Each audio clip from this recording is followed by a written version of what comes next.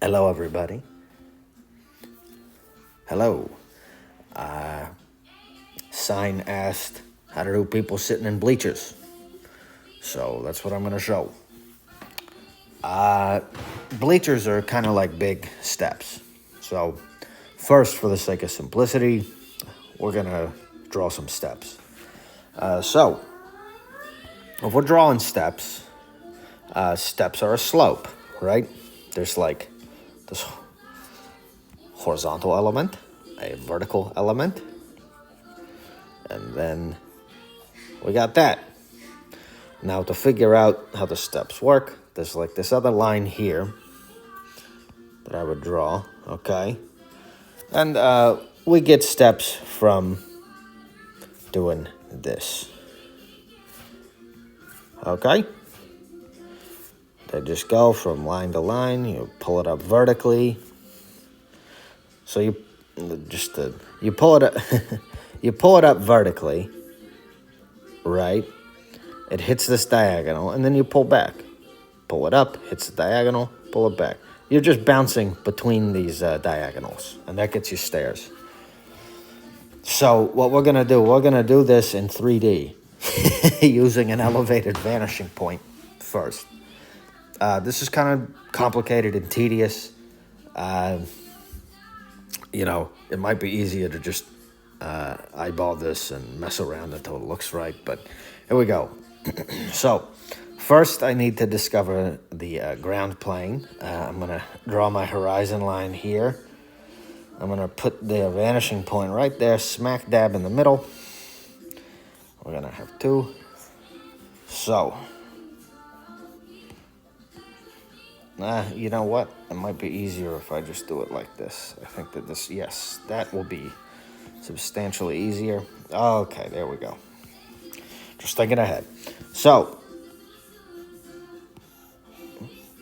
this square here represents where the bleachers are going to be hitting the ground, where it sits on the ground plane.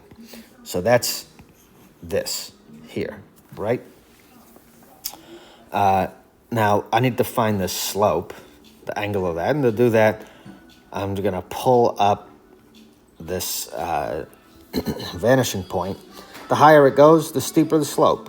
Well, it's kind of steep. Let's do it that way. It's fun. All right. So now I just bring this point to this point and make some lines. Okay. Continue that down here. Okay.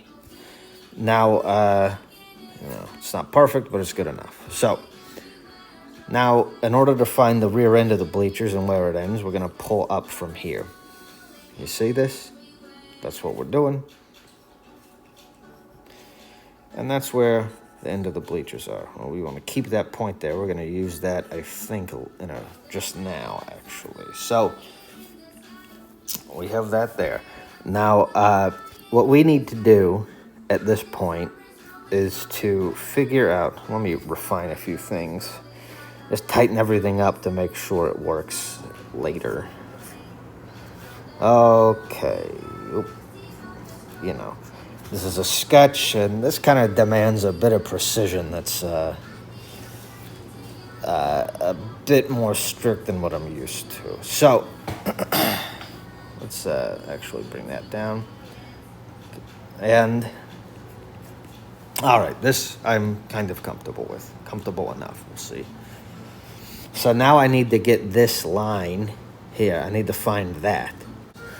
So, we need to find this point here. Okay?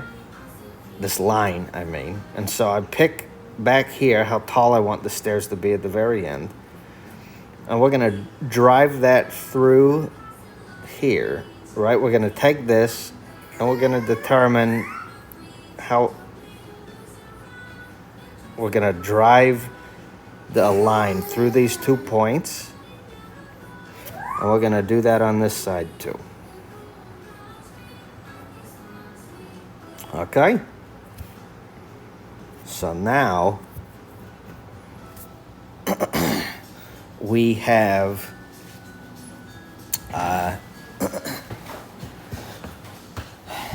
now I am going to put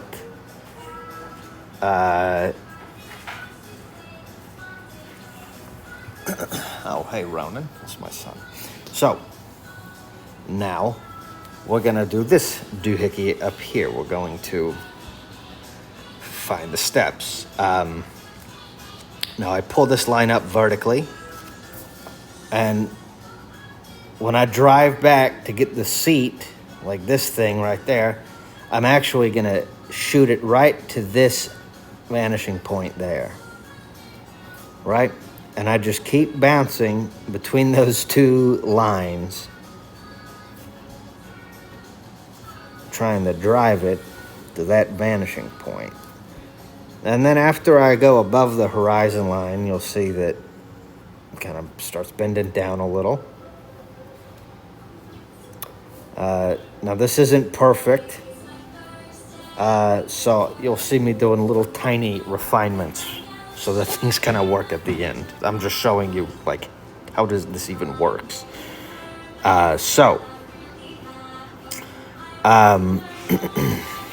Now this is kind of looking wonky up here. I might cut these bleachers a little short just to make sure things are clear. So now I do the same thing over here. I do want to be mindful of these points on this side because they are going to connect, right? So I have to be thoughtful. This isn't 100% precise.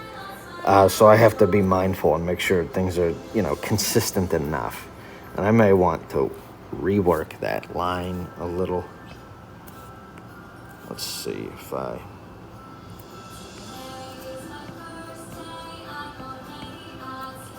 And then bam. How am I doing that? All right. There we go. It's still weird. Okay. Whatever, I'm just going to do it naturally. So,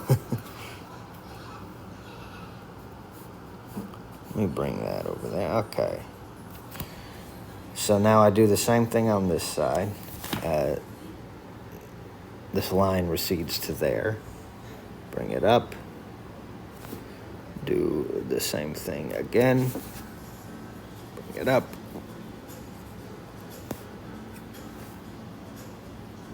Up. Now, hopefully, we do really need to be mindful of what's going on over here on this left side in order to do this exactly right. So, let's make that our bleachers, something like that. Okay. And then here. All right, so I think that should work. We'll see how it goes. There's a little misalignment, I think, but I can make accommodations for that. So now I just start connecting these lines. You see? Now this top plane here, right where like the butt sits on a seat, that is only going to be visible below the horizon line. That will no longer be visible above the horizon line, and we need to be mindful of this. Okay, so that's all I'm going to do for that. I'm going to erase that back. I don't totally need it. Okay, so zoom in a bit. So these stairs are going to work as our bleachers. Whoops. So what does that mean? It means that we're going to start putting figures in it. That's what that means. So I like to use the head as a unit of measurement for everything. And I know, based on my experience, that generally speaking, the distance between the butt in a chair and the floor is about 2 heads. Why am I using that as the unit of measurement? Well, heads are convenient, but I'm relating it to this part of the drawing because that is consistently visible. If it was an overhead shot and the tops of the seat where the butt sits, if that was visible consistently in this image, then I would be using that. But it isn't. This part is the most consistently visible. Above the horizon line, it gets a little occluded, but it's visible. That's the easiest way to work from. So as these seats recede, the heads, you'll see that this is a little bit shorter than this one. The heads get into 2. And now I'm just marking these, right, so that I have some kind of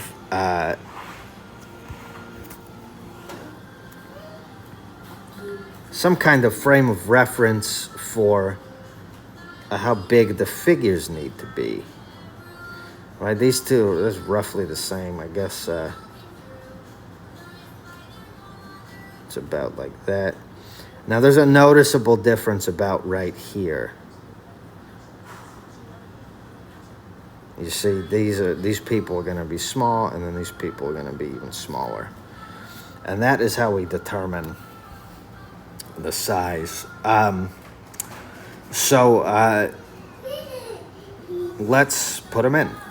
We got a person sitting here. I'm going to draw their legs. And the head would come up at about right there. So their feet sitting on the bleachers. And this person would actually be a little bit taller up here. That's about the size of that person. Now, they don't have people's feet hanging down. The other people's feet would be down here probably. So the next width, or the next torso, the line of torsos in the bleachers would be right here. So I'm going to, now the head is about that size. So I'm going to draw their head about there. Okay. Is this starting to make sense? This is how we get those precise size differences. Let's see. It's about 2 head. The head would be a little bigger there. This isn't exactly right, but I think you get the idea, hopefully. I've explained this clearly enough. And then, let's see. These people up here. Let's see, we'll just use this one. I think that'll work. I'll be sitting about right there. And there we go. Now, when we are drawing people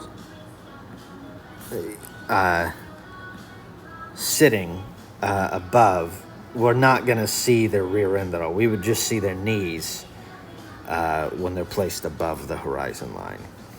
And then that would come back, the butt would be here, and the head would be here. You see how that would work in that situation? Now, this is not how bleachers line up, so I guess what I'm trying to say is, let's see. Yeah, let me add this back end here, and I'll show you more adequately. Yeah.